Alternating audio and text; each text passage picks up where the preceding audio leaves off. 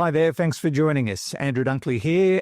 This is Space Nuts, where we talk astronomy and space science. Thanks for joining us. Coming up on this episode, lots to talk about and really interesting stuff for a change. No, as usual. And this one I saw and thought, gee, we've got to talk about this because we're always looking for something in the outer rim of the solar system. And now we may have found something, and it's not Planet 9. In fact, it's possibly a new dwarf planet, which could mean there is no Planet 9. Interesting. There's a peculiar moon orbiting Saturn known as Iapetus, and it's starting to get attention again. We'll tell you why. And primordial black holes. Yep. And the fact that they might be today's dark matter. Is that a matter we should discuss? Damn right it is, and we'll do it. We'll do it right now on Space Nuts. 15 seconds. Guidance is internal. 10, 9. Ignition sequence start. Space Nuts. 5, 4, 3, 2. 1, 2, 3, 4, 5, 5, 4, 3, 2, 1. Space Nuts. Astronauts report it feels good. And despite his premature enunciation, we officially welcome Professor Fred Walton, astronomer at large. Hello, Fred. Thank you for that. Yes, I do apologise for being there before I'm there. Forgetting that I have to be formally introduced before I... It's all good. Yes, before.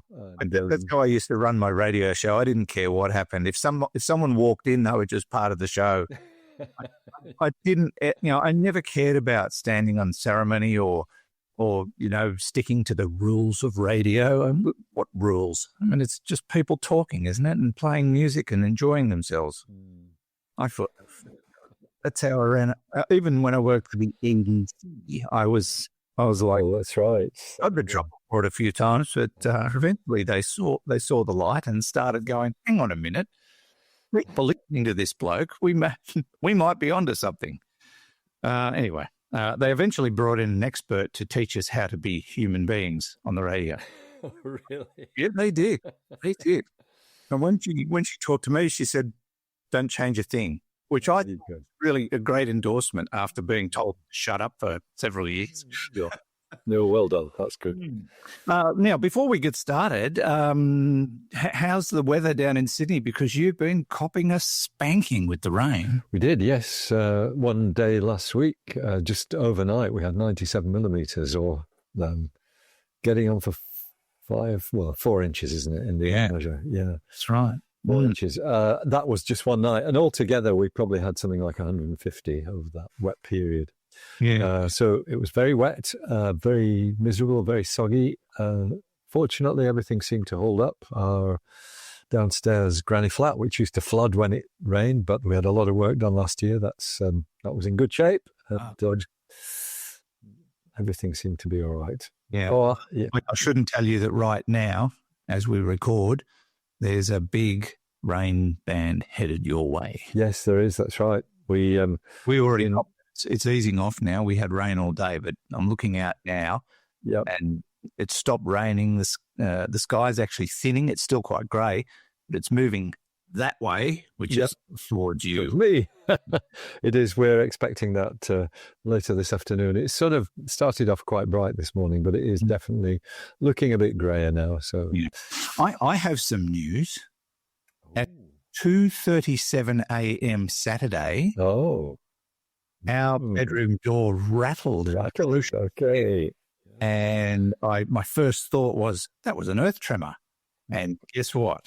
It was. It was a 5 point, well, they keep varying it, but at the time it was a 5.3 earthquake centered around north of Nyngan, which is Nyngan's 160 kilometres west of us, and the earthquake was north of them by about 98 k's. So it was a bit further than 160 kilometres from us. And, it shook because our door doesn't quite latch perfectly. It doesn't hold tight. So it's always a bit loose. So when the air conditioning comes on, it usually goes thump. They said, well, it did more than thump on Saturday morning. It went, and I woke up and went, oh, earthquake. And Judy went, yeah, sure. Really? I said, yeah, I reckon it was, because nothing else happened. Didn't feel any vibration. Okay, that's interesting. Yeah, you didn't feel it. Just the door did. Well, we got a great bed. Just very... That's quite proof. Paid a lot for it, but yeah, it worked. We didn't feel the earthquake. But yeah, sure enough, next morning I thought I'd check, and Geosciences Australia confirmed it. So a 5.3, which is one of the biggest ever recorded out here. Oh, yes, that's right. Yeah, it is. So one of my colleagues at the Australian Astronomical Observatory, or former Australian Astronomical Observatory, on the Anglo-Australian Telescope, he is one of the telescope operators, Andre Phillips. He was sitting in the control chair for the telescope, and he felt something as well. He felt the chair being sort of moved as though somebody was shaking it from behind. Yeah, that's what it feels like, yeah. Because I was in Newcastle earthquake, and I'd done an overnight shift when it hit, and it was 5.5. And it felt to me like somebody just got the end of the bed and was just bouncing it up and down. And yeah, it was much more violent than what we experienced. It would be, yeah. Actually, Andre, interestingly, this same gentleman I was just talking about, he also runs a very sensitive seismograph at home because he's quite interested in seismometry. So, yes, I think he went home at the end of his night shift, had a look, and sure enough, there was a 5.3 or 5.2 earthquake from Lingen. Yeah, he would have felt more of it in Coonabarabran than here. Yeah, and I checked the calculation because I looked at the clock immediately, and it was 2:37, and I know that was the exact time because it was an Apple Watch, so it was synchronized. Yeah, and I worked out that the vibration took 40 seconds to reach us. Okay, at approximately 300 kilometers an hour. Just round figures. Yes, yeah, something like that. Yeah. Anyway, give or take, because it wasn't exactly 2:36, but you know what I'm saying. Yeah, so exciting. Haven't been any aftershocks that I'm aware of, but there's a lot of tremors out here that you don't ever feel or notice because they're just so small, but nothing that big. We better get on with it, Fred. And our first story from the cosmos, or closer to home, is a possible new dwarf planet in the extremities of our solar system. This is really exciting if it holds true, and it's sort of stacking up that way. I think so, yes. This is relatively straightforward astrometry, which is the measurement of celestial objects in space, their actual direction. And it comes from information collected over quite a long period of time with telescopes around the world. So a lot of this discovery is due to archival data, where you can look at images of particular bits of the sky and accurately work out the position of objects in those images. It's actually what you do, Andrew, just as an aside here, when a near-Earth asteroid is detected.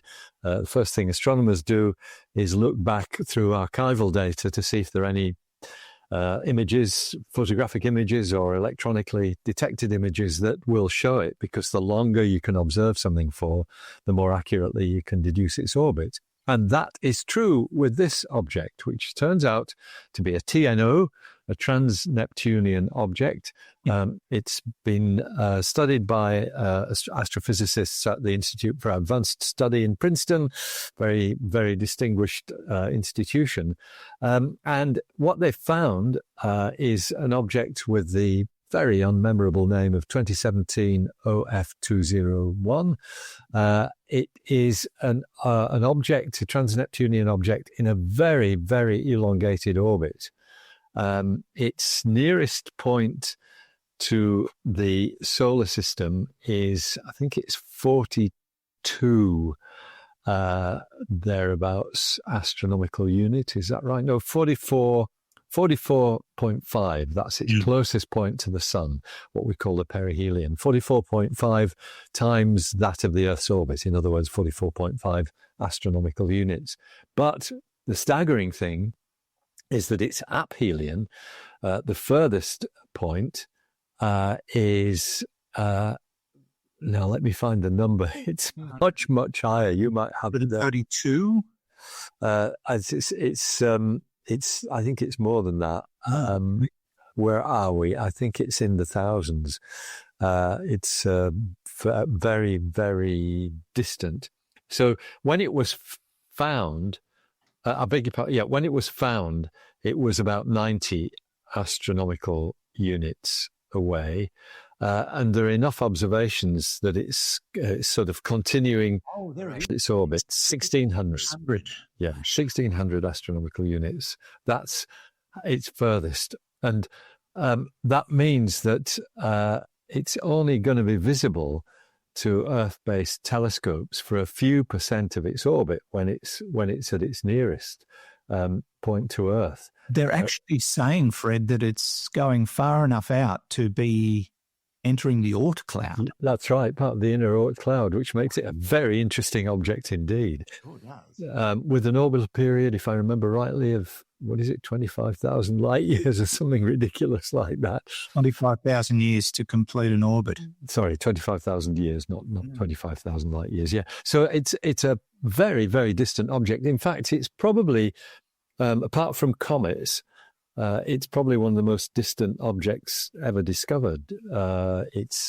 Because at its nearest, it's roughly the same distance from the sun as Pluto is. But at its furthest, as you've said, it's skimming the inner edge of the Oort cloud, that cloud of icy debris that we recognize as being the source of comets that drift in towards the inner solar system. So a really remarkable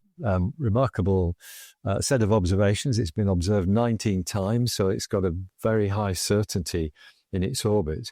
But the quirky part of this, which you've already alluded to, is that when the research team who've done this work actually looked at the simulations of the way the orbit of 2017 OF201 behaves, they found that its orbit is only stable and long-term without Planet 9.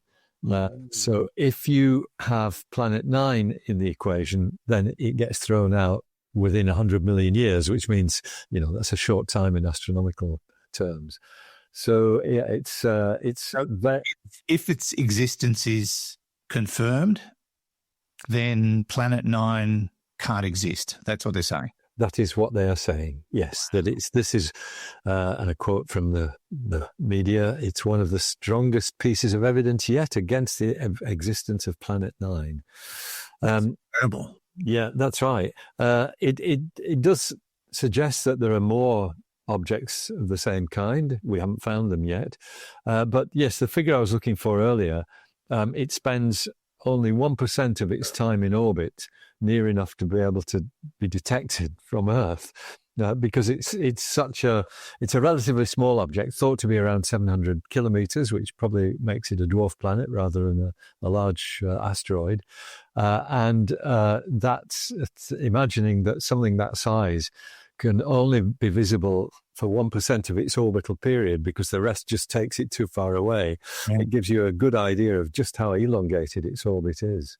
Gee, we're lucky to have spotted it given the time frame. Yeah, that's right, yes, because it'll drift away and will very soon be invisible to our planet. And it adds a lot of weight to a theory we talked about some time ago from one scientist who said there is no Planet 9. I think there's a whole bunch of stuff out there that's causing the same effect. And this sounds like one of those things.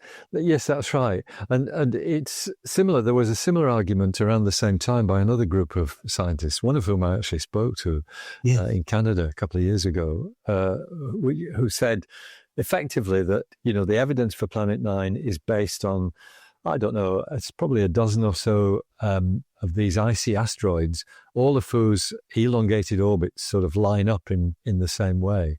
And the suggestion that was being made by these other scientists is that actually it's not so much that, it's a selection effect. We just haven't found all the other ones that aren't aligned in the same way that would, contradict the idea of Planet 9. Yeah. So, yes, this object might be the poster child of the anti-Planet 9 lobby, but it does seem to suggest that it does not, Planet 9 does not exist. And just to to underline what we were saying earlier, it has actually been officially confirmed as an asteroid by the International Astronomical Union. So it will no doubt get a name, because once it's confirmed by the IAU, then you can give it a name. And it's asteroid or dwarf planet? As I mean, a name like Pluto or Makemake or one of those names. But we're calling it a dwarf planet. That's right. Yeah, at 700 kilometers. I don't think the IAU makes a distinction when they actually confirm its orbit. They don't say anything about its size. Because that's dependent on that depends on measurements that are a lot more difficult to do. But once its orbit's been confirmed, then it becomes an official object, which could be either a dwarf planet or an asteroid. Okay. All right. So the jury might still be out for a bit, but yes, it's there, and it looks like that's put the kibosh on Planet 9. More to come on that one, I am sure. Yes. Now, if you'd like to read all about it, you can do that at sciencealert.com. This is Space Nuts. Andrew Dunkley here with Professor Fred Watson. Now, let's take a quick break from the show to tell you about our sponsor, Insta360, and their brand spanking new top-of-the-line camera, the Insta360 X5. This is, as Fred would say, a beautiful piece of kit. It's the ultimate 360-degree action camera, and it's designed for everybody, creators, adventurers, professionals, but even amateurs who just want a better job. This is the camera for you. And you can capture the world in 8K resolution. It's got dual sensors. It's got 72 megapixel photos for ultra clear pictures in true to life color. And it's got a very powerful triple AI chip system, which will give you exceptional image quality even in low light conditions. It's got everything. It's also got a pure video mode, so you can just capture everything you want. And what I love about this camera is you don't have to point it at something to get your footage. It will just film 360 degrees, and then you figure out what you want later. It's so seamless, so easy, so simple. I don't think you'd be disappointed at all. And whether or not you're, out on holidays or filming something for a professional finish, you won't have a problem with the X5. It's got incredible durability. It can operate in just about any circumstances, including underwater. If you break a lens, you can replace it. Just pop one out, pop one in. Really quite simple. Up to 185 minutes of battery life. So much going for this beautiful Insta360 X5 camera. And at the moment, as a Space Nuts listener, there's a special deal for you. If you sign up for an Insta360 standard package, and one of the first 30 to do so, you will also get a little bit of a present, an invisible selfie stick. So all you have to do is go to this URL to find out more and sign up for the standard package, the Insta360 X5. And you do that at store.insta360.com. That's store.insta360.com. And don't forget the promo code SpaceNuts. With this special deal going right now on the standard package for the Insta360 X5 camera.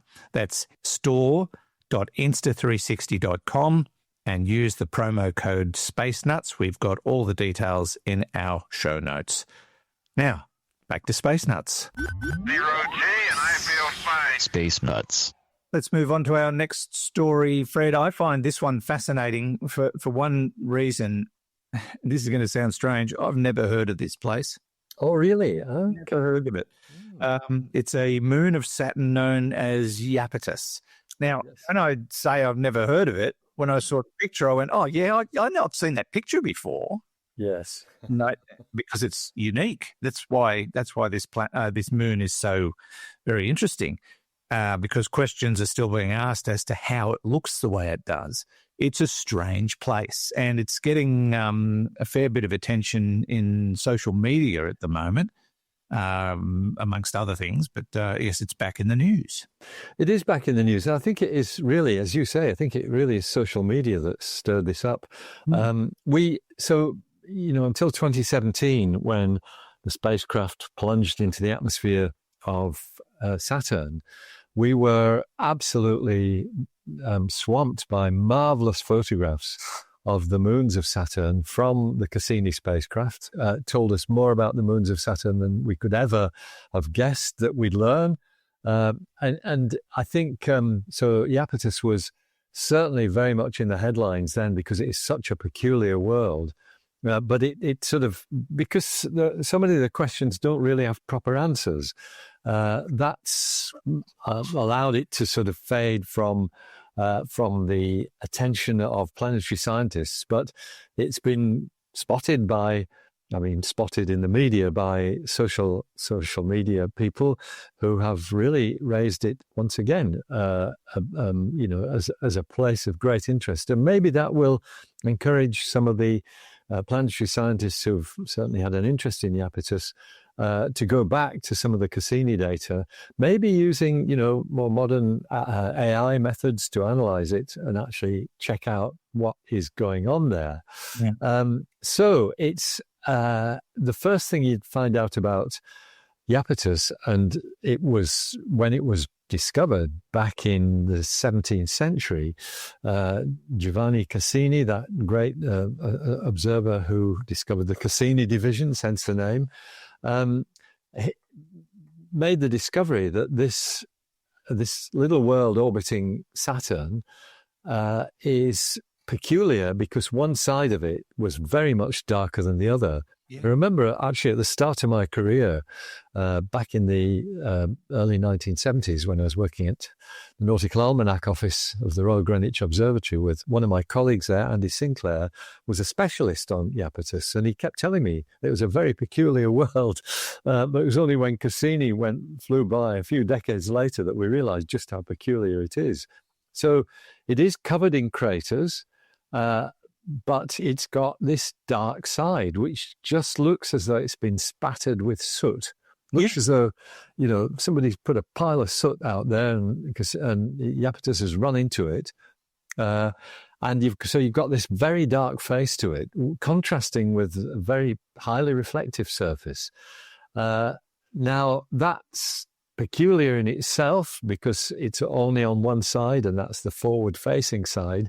Iapetus goes around Saturn tidally locked, so that it always keeps the same face to Saturn. That means there's always a forward side and a backward side. And this stuff's on the forward side. If I'm actually remembering from my talks on Cassini back in the day, I haven't done one of those for nearly a decade. But anyway, that's the one peculiar thing about it. But the other one is even weirder, and this is this equatorial ridge, a ridge that goes all the way around it. It's something like 10 kilometers high or thereabouts. It's a line of mountains, effectively, but it's right along the equator of Iapetus. It reminds me of a walnut.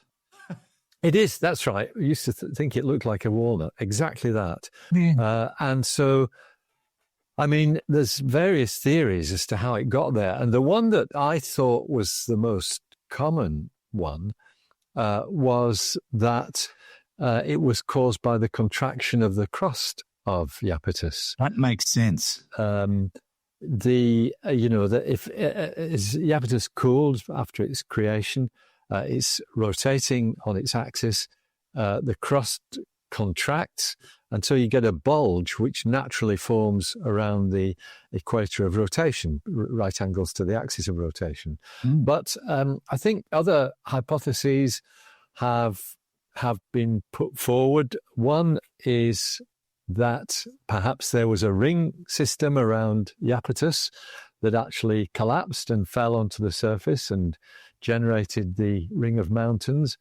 Another one is possibly icy material coming out from beneath the surface of Iapetus. We know that many of the moons of those outer planets have got ice or perhaps icy slush underneath the surface. because of the fact that they're what we call ice worlds with a central rocky core, a liquid ocean above it, which may be quite slushy, and then a crust of solid ice on top of that. That could be the construction. Once again, if you've got stuff coming up from beneath the surface and the object is spinning fast enough, then you will get perhaps a ring of mountains like we see on Iapetus, none of which come from the original idea, which was contraction. So I'm very interested to know where the scientific, consensus is going on this little world, and it's great that it's cropped up again. It's welled up again into the public consciousness. It has. Yeah, and another theory I read was just a high spin rate at some stage. Yes, yeah. That would cause a bulge rather than a mountain range. I would expect that. Normally that causes a planet to flatten slightly, so that it's a bulge. It's the Earth's shape is that what we call an oblate spheroid. Saturn itself actually is the most extreme example in the solar system because it's the diameter between the poles is significantly less than the diameter across the equator. It's this kind of oval shape in cross section. So that's what you'd expect from something rotating quickly, not as a well-defined ridge of mountains like we see on Iapetus. Quite an amazing world. Another weird factor, I suppose, is its proximity to Saturn. It's actually a long way away. Very far, yes, that's right. It's, 3.2 million kilometers or thereabouts. It's a long, long way. 3.22 million kilometers from Saturn. Could the dark face be some sort of reaction with Saturn, radiation or something like that? It's the thinking back in the Cassini era, and I suspect it's probably similar, is that it consists of organic chemicals that form this kind of soot. I think solens might have been invoked as well. These are particular organic chemicals that we know coat a lot of the outer worlds because they're generated by, I think, the impact of cosmic rays on material. But it's the peculiar thing is that it's only on one side. It looks as though it's just kind of run into something that's splattered all over the front of it. It's got that impression. Yeah, somebody spilt the paint. Just what it looks like. That's right. Really odd. Yeah, if you'd like to take a look at it, Iapetus is all over the internet, lots of social media, but there's a great article at dailygalaxy.com worth reading on Iapetus. It starts with an I. It's spelled Iapetus, Iapetus. This is Space Nuts with Andrew Dunkley and Fred Watson. Roger, you're loud and clear here also. Space Nuts. Our final story today, Fred, takes us to the very rare area of black hole discussion. We get so many questions on this. I mean, it's unbelievable. In fact, I think there was a question popping up about black holes in our next episode, as a matter of fact. But and I think the reason is quite simple. People just want to understand them, and there's so much we don't know. This particular story focuses on primordial black holes and the possibility that they may well be responsible for today's dark matter. Please explain. Well, yeah, this is a piece of theoretical research, which is good because you need it. This is research by Japanese scientists in Tokyo and elsewhere.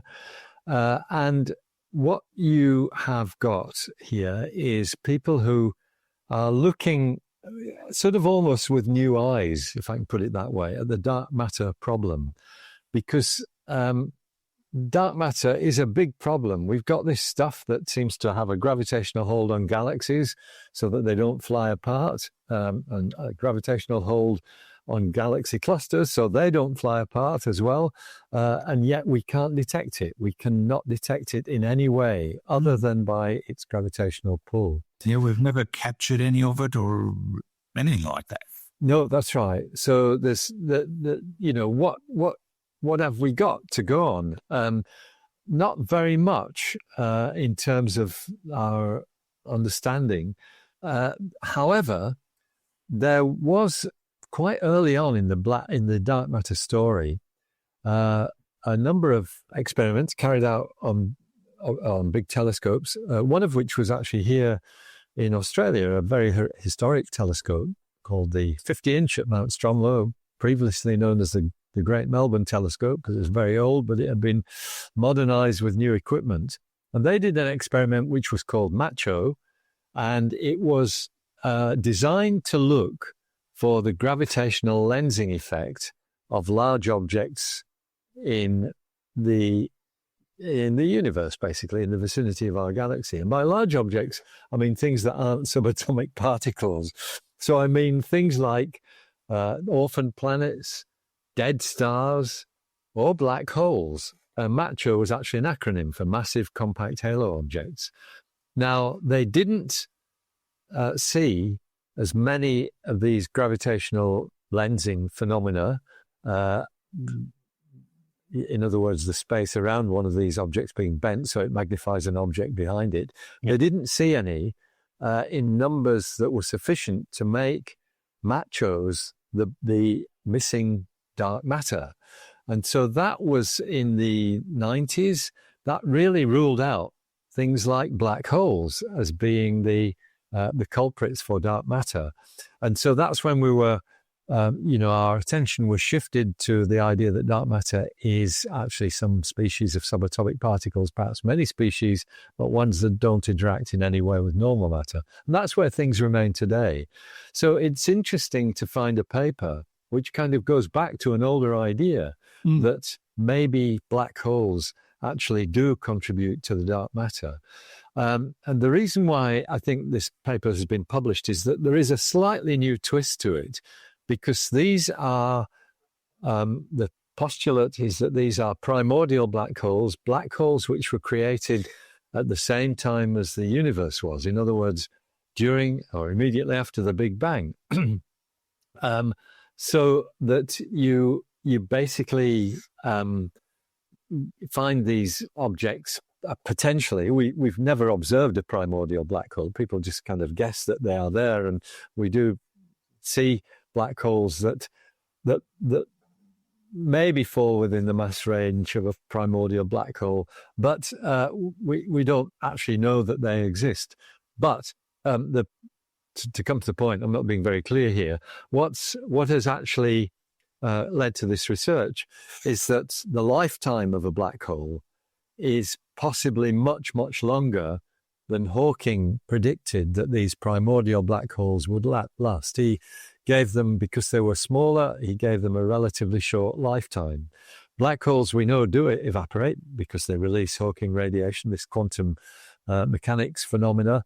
And the idea, even though that is a very, very slow process, if you've got these sort of mini black holes that were formed in the origin of the universe, our thinking was that they might all have evaporated by now. And that's where this new research comes in, because they're proposing a new mechanism, which has got an interesting name. It is something called, I've lost the name of it. It's basically, the memory burden effect. Work that one out. Yeah. The memory burden effect suggests that the information stored, if I can put it that way, in the black hole actually stabilizes it and keeps it from decaying. So that to cut to the quick, the idea is that these primordial black holes might last a lot longer than Hawking predicted they would, and perhaps they are, after all, the missing dark matter. Now, that still has to account for why we didn't detect them by gravitational lensing during the MACHO experiment and similar experiments carried out elsewhere in the world. But it is an interesting possibility. Yes. It's probably the best theory we've got, I suppose, at the moment. Yeah, I'm not sure that it is. Oh, okay. I think, because we don't even know whether primordial black holes actually exist, we don't know that these subatomic particles exist either. But it seems to me that the bill is better fitted by what black holes might be, by what dark matter might be, by the subatomic particles rather than primordial black holes. Well, they won't be letting you do a peer review, will they? They won't. No, that's what I mean. I've made my mind up already, you see. Well, we don't know what they are. What are they neutralinos? Are they WIMPs, weakly interacting massive particles? Sterile neutrinos? There's all kinds of things that have been proposed for these subatomic particles, but none have yet been detected. Yeah. All right. Interesting. I'm sure that'll spawn no questions whatsoever from our audience. Heidi will have to deal with them next time. Yes, she will. Yes, she will. Indeed. So if you'd like to chase that up, there's a great article on phys.org, phys.org, detecting the primordial black holes that could be today's dark matter. Fred thinks not. But that's what science is about, tossing these ideas around. And that brings us to the end of yet another episode of Space Nuts. Thanks, Fred. It's a pleasure, Andrew. Always good to talk, and I look forward to our next time. Indeed. And thanks to Hugh in the studio, who couldn't be with us today. He found himself a primordial black hole, and we've not seen him since. Apparently, loves spaghetti. From me, Andrew Dunkley, thanks for your company. Catch you on the next episode of Space Nuts. Bye-bye. Space Nuts. You've been listening to the Space Nuts podcast. Complete, Houston. Available at Apple Podcasts, Spotify, iHeartRadio, or your favorite podcast player. You can also stream on demand at Bytes.com. This has been another quality podcast production from Bytes.com.